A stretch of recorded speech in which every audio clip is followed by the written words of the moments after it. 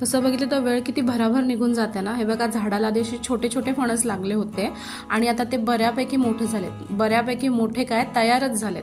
तर आता आपण थोडेफार काढूया, 2-3च, कारण की सगळेच एकदाच काढले तर एकदाच पिकतील। तर तुम्हाला दाखवते, हा बघा काढून ठेवलाय आम्ही फणस, हा बघा, आणि त्यातून हा चीक येतोय, तो सगळा पडून देऊयात, नाहीतर आपली लादी खराब होईल। फणसांसोबत आपले आंबे पण तयार व्हायला लागले तर आता हे बघा, ह्या आहेत ना छोट्या छोट्या बिटक्या आहेत, म्हणजे त्या ज्या चोखून खातात ना जे आंबे छोटे छोटे ते आहेत। हे बघा असे मस्त पैकी, आता काहीच दिवसात हे पण तयार होतील। आता सध्या ते जेवढे आहेत ना तर ते खारवू शकतो आपण, म्हणजे ते मिठाच्या पाण्यात घालून ठेवतात ना, तर त्या स्टेजला आले आहेत आपले आंबे। हे बघा अगदी सहज हातात येतील एवढ्या खालीपर्यंत हे आंबे लगडलेले आहेत बघा।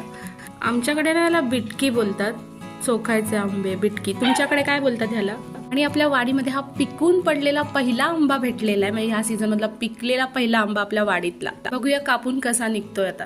भेटूया एका नवीन व्हिडिओत।